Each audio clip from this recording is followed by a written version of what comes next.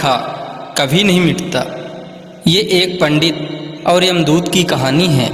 दोस्तों, कहानी को ध्यानपूर्वक सुनिएगा, बहुत ही अच्छी कहानी है। जय श्री कृष्ण। दोस्तों, एक समय की बात है, किसी गांव में एक बहुत ही ज्ञानी पंडित रहता था। एक दिन वह अपने बचपन के मित्र से मिलने के लिए दूसरे गांव जा रहा था। वह मित्र बचपन से ही गूंगा व एक पैर से अपाहिज था। मित्र का गांव काफ़ी दूर था। रास्ते में और भी कई छोटे छोटे गांव पड़ते थे। पंडित अपने धुन में चला ही जा रहा था कि रास्ते में उसे एक और आदमी मिल गया। वह भी पंडित के साथ साथ चलने लगा। पंडित ने सोचा, चलो अच्छा ही हुआ, साथ साथ चलने से सफ़र जल्दी कट जाएगा।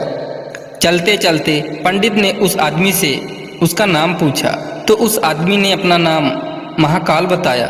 पंडित को यह नाम थोड़ा अजीब सा लगा, पर पंडित ने नाम के विषय में कुछ और पूछना उचित नहीं समझा। दोनों धीरे धीरे साथ में चल ही रहे थे।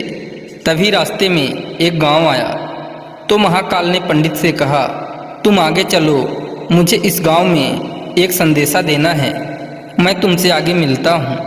पंडित ने कहा ठीक है और आगे की ओर चल दिया। तभी ही गांव में खबर फैली कि एक व्यक्ति को भैंसे ने मार दिया है। जैसे ही भैंसे ने उस व्यक्ति को मारा, ठीक थोड़ी ही देर में महाकाल आ गया। फिर चलते चलते दोनों एक दूसरे गांव के बाहर पहुंचते हैं, जहां पर एक छोटा सा मंदिर बना था। ठहरने की व्यवस्था भी अच्छी लग रही थी। पंडित के मित्र का भी गांव वहां से दूर था और रात्रि भी होने वाली थी। तो पंडित ने कहा, रात्रि होने वाली है, पूरा दिन चलते चलते थकान भी लग रही है और भूख भी लगी है, तो यहीं भोजन करके आराम कर लेते हैं, सुबह आराम से आगे का सफ़र करेंगे। महाकाल ने कहा ठीक है, मुझे इस गांव में किसी को कुछ ज़रूरी सामान देना है, तुम खाना खा लो और आराम करो, मैं बाद में आके खा लूँगा। इतना कहकर वह चला गया। लेकिन उसके जाते ही कुछ ही देर में उस गांव में धुआं उठता दिखाई दिया और देखते ही देखते पूरे गांव में आग लग गई।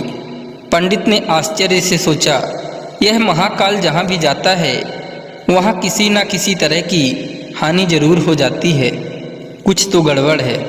लेकिन पंडित ने रात्रि में महाकाल से इस बात का कोई जिक्र नहीं किया। सुबह दोनों ने फिर अपने गंतव्य की ओर चलना प्रारंभ कर दिया। कुछ ही दूर में फिर एक गांव आया तो महाकाल ने फिर पंडित से कहा, आप आगे चलते जाइए, मैं कुछ दूर में आपसे मिलता हूँ। मुझे इस गांव में भी कुछ ज़रूरी काम है, तो काम करके मैं आपसे कुछ आगे मिल लेता हूँ। यह कहकर महाकाल जाने लगा।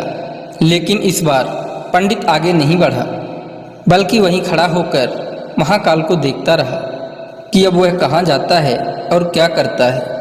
तभी लोगों की आवाज़ें सुनाई देने लगी कि किसी व्यक्ति को सांप ने काट लिया है और वह मर गया है। ठीक उसी समय महाकाल फिर से उस पंडित के पास पहुंच गया। लेकिन इस बार पंडित को सहन नहीं हुआ। उसने महाकाल से पूछ ही लिया कि तुम जिस गांव में जाते हो वहां कोई ना कोई नुकसान जरूर हो जाता है, क्या तुम मुझे बता सकते हो, ऐसा क्यों होता है? तो महाकाल ने जवाब दिया, पंडित जी, आप तो मुझे बहुत बड़े ज्ञानी मालूम पड़े थे, इसीलिए मैं आपके साथ चलने लगा था, क्योंकि ज्ञानियों का संग बहुत अच्छा होता है, परंतु आप अभी तक समझ नहीं पाए मैं कौन हूँ। पंडित ने कहा, मैं समझ गया हूँ, लेकिन मुझे कुछ शंका है। अगर आप ही अपना उपयुक्त परिचय दे दें तो मुझे आसानी होगी। तो महाकाल ने जवाब दिया, मैं यमदूत हूँ और यमराज की आज्ञा से उन लोगों के प्राण हरण करता हूँ जिनकी आयु पूर्ण हो चुकी है। हालांकि पंडित को पहले से ही इस बात की शंका थी, फिर भी महाकाल के मुंह से यह सुनकर पंडित घबरा गया। लेकिन फिर से हिम्मत करके पूछा, अगर ऐसी बात है और तुम सचमुच ही यमदूत हो तो बताओ अगली मृत्यु किसकी है? यमदूत ने जवाब दिया, अगली मृत्यु तुम्हारे उसी मित्र की है जिससे तुम मिलने जा रहे हो और उसकी मृत्यु का कारण भी तुम ही बनोगे। यह बात सुनकर पंडित सहम सा गया और सोच में पड़ गया कि वास्तव में यदि यह महाकाल यमदूत हुआ तो उसकी बात भी सही होगी और उसके कारण मेरे बचपन के सबसे घनिष्ठ मित्र की मृत्यु हो जाएगी। इसलिए अच्छा यही होगा कि मैं अपने मित्र से मिलने ही न जाऊं। कम से कम मैं तो उसकी मृत्यु का कारण नहीं बनूंगा। महाकाल ने कहा, तुम जो सोच रहे हो वह सब मुझे पता है, मगर तुम्हारे अपने मित्र से मिलने न जाने से नियति नहीं बदल जाएगी। तुम्हारे मित्र की मृत्यु निश्चित है और वह अगले कुछ ही क्षणों में घटित होने वाली है।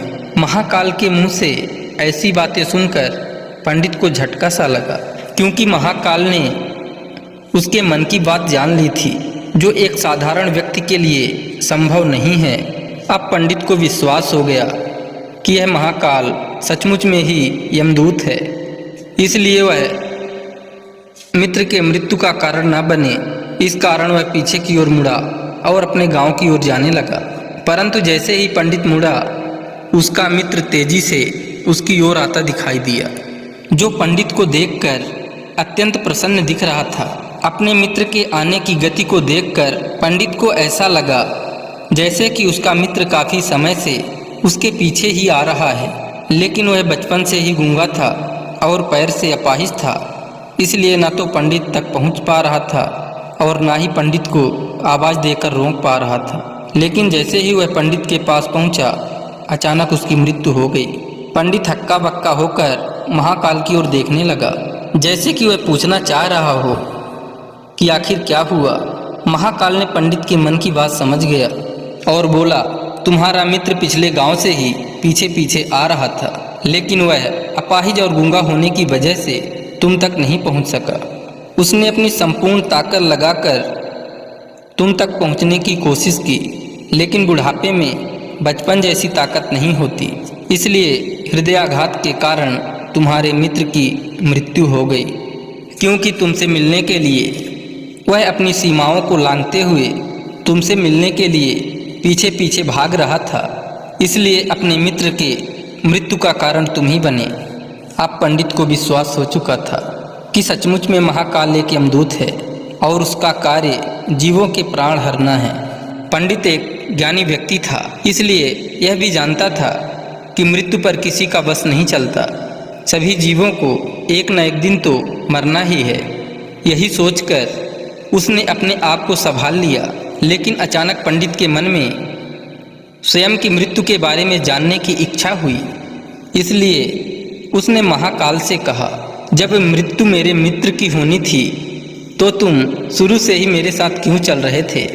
महाकाल ने जवाब दिया, मैं तो सभी के साथ चलता हूँ और हर क्षण चलता रहता हूँ, किंतु लोग पहचान नहीं पाते, क्योंकि लोगों के पास अपनी समस्याओं के अलावा किसी और व्यक्ति, वस्तु या घटना के संदर्भ में सोचने व उसे देखने समझने का समय ही नहीं होता। तो पंडित ने कहा, क्या तुम बता सकते हो मेरी मृत्यु कब और कैसे होगी।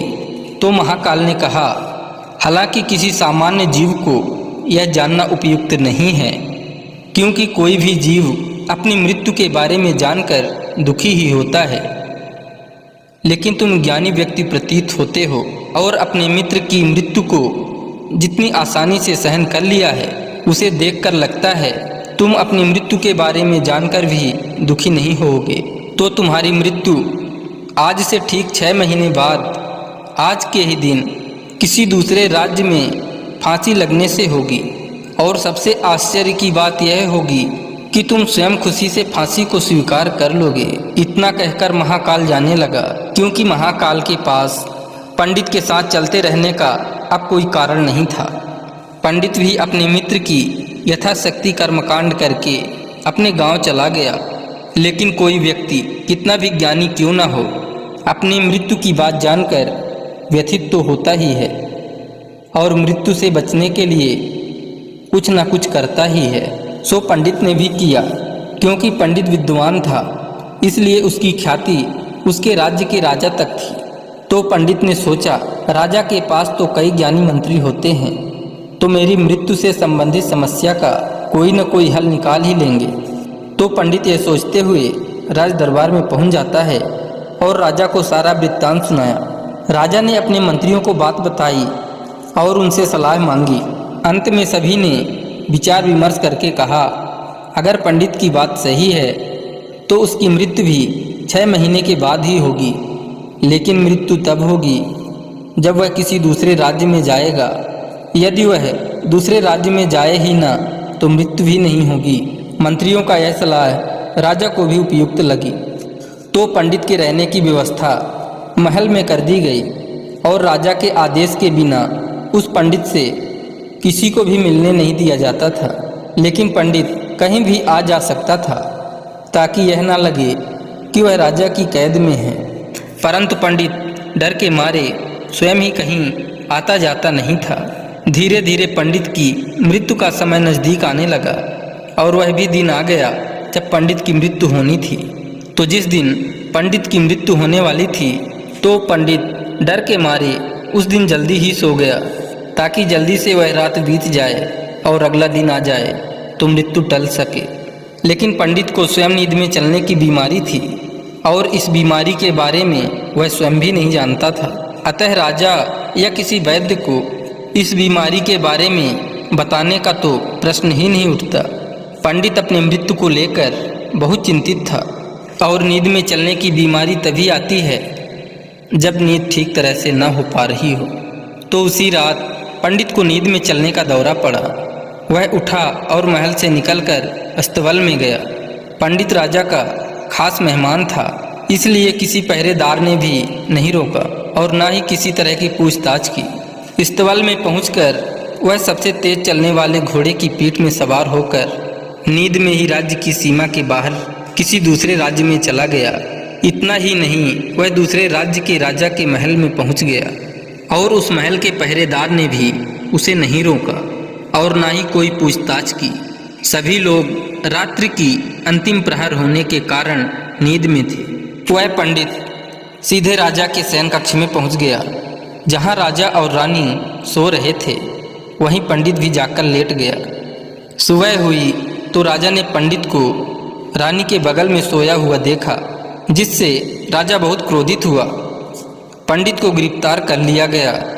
पंडित को तो कुछ समझ में ही नहीं आ रहा था कि आखिर दूसरे राज्य में और राजा के शयन कक्ष में कैसे पहुंच गया। लेकिन वहाँ ये सब सुनने वाला कौन था।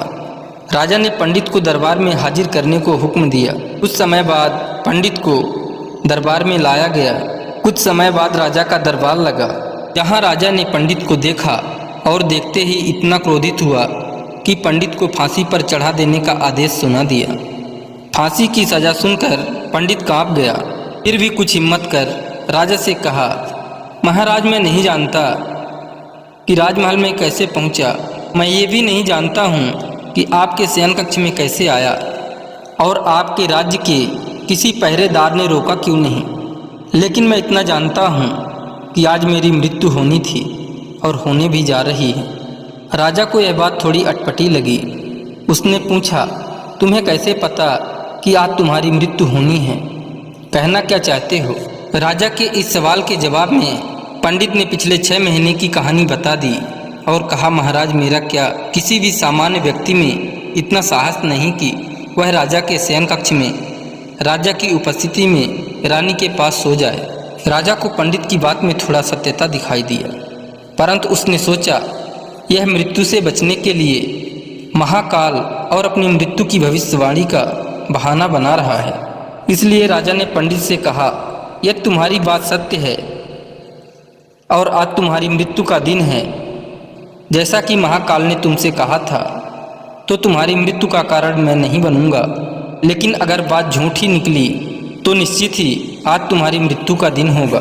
क्योंकि पड़ोसी राज्य का राजा उसका मित्र था, उसने तुरंत सिपाहियों के हाथ दूसरे राज्य के राजा को पत्र भेजा और पंडित की बात के सत्यता का प्रमाण मांगा। शाम तक भेजे गए सैनिक लौटे और उन्होंने बताया कि महाराज, पंडित जो कह रहा है वो पूर्णतः सत्य है। दूसरे राज्य के राजा ने पंडित को रहने के लिए अपने ही महल में संपूर्ण व्यवस्था कर रखी थी और पिछले 6 महीने से पंडित राजा का मेहमान था। कल राजा अंतिम बार इसके शयन कक्ष में मिले थे और इसके बाद यह इस राज्य में कैसे पहुंच गया इसकी जानकारी किसी को भी नहीं है। इसलिए उस राज्य के राजा के अनुसार पंडित को फांसी की सज़ा देना उचित नहीं है। लेकिन राजा के लिए एक नई समस्या आ गई, क्योंकि उसने बिना कुछ जाने ही पंडित को फांसी की सज़ा सुना दी थी। इसलिए अगर पंडित को फांसी न दी जाए तो राजा के कथन का अपमान हो जाए, और अगर राजा के द्वारा दी गई सज़ा का मान रखा जाए तो पंडित की बिना वजह ही मृत्यु हो जाए। राजा ने अपने सभी मंत्रियों से इस बात की चर्चा की। सभी मंत्रियों ने सुझाव दिया कि महाराज पंडित को एक कच्चे सूत से फांसी लगवा दें, इससे आपके कथन का भी मान रह जाएगा और कच्चे सूत के धागे से पंडित को भी फांसी नहीं लगेगी और उसके प्राण बच जाएंगे। राजा को यह सुझाव अच्छा लगा। उसने ऐसा ही आदेश सुना दिया। पंडित के लिए कच्चे धागे के सूत का फांसी का फंदा बनाया गया और नियम के अनुसार पंडित को फांसी पर चढ़ाया जाने लगा। सभी लोग खुश थे कि न तो पंडित मरेगा और न ही राजा का वचन झूठा पड़ेगा। पंडित को भी विश्वास था कि सूत के धागे से तो उसकी मृत्यु हो ही नहीं सकती, इसलिए वह भी खुशी खुशी फांसी पर चढ़ने को तैयार था, जैसा कि महाकाल ने उससे कहा था। लेकिन जैसे ही पंडित को फांसी दी गई, सूत का धागा तो टूट गया, लेकिन टूटने से पहले उसने अपना काम कर दिया था। पंडित के गले की नस सूत के धागे से कट चुकी थी और पंडित जमीन पर पड़ा तड़प रहा था। हर धड़कन के साथ उसके गले से खून की फुहार निकल रही थी और देखते ही देखते पंडित का शरीर पूरी तरह से शांत हो गया। सभी लोग आश्चर्यचकित थे, पंडित को मरते देख रहे थे। किसी को विश्वास ही नहीं हो रहा था कि इस कमज़ोर से धागे से किसी की मृत्यु हो सकती है। लेकिन घटना घट चुकी थी। नियति ने अपना काम कर दिया था। जो होना होता है वो होकर ही रहता है। हम चाहे जितनी भी सावधानियां बरतें, जितना भी उपाय कर लें, लेकिन हर घटना और घटना का पूरा प्रणाली पहले से ही तय होता है, जिसे हम थोड़ा सा भी इधर उधर नहीं कर सकते। इसलिए ईश्वर ने हमें भविष्य जानने की क्षमता नहीं दी है, ताकि हम अपने जीवन को ज़्यादा बेहतर तरीके से जी सकें। और यही बात उस पंडित पर भी लागू होती है। यदि पंडित ने महाकाल से अपने मृत्यु के बारे में न पूछा होता तो 6 महीने राजा की कैद में रहकर डर डर के जीने की बजाय ज़्यादा बेहतर जिंदगी जीता।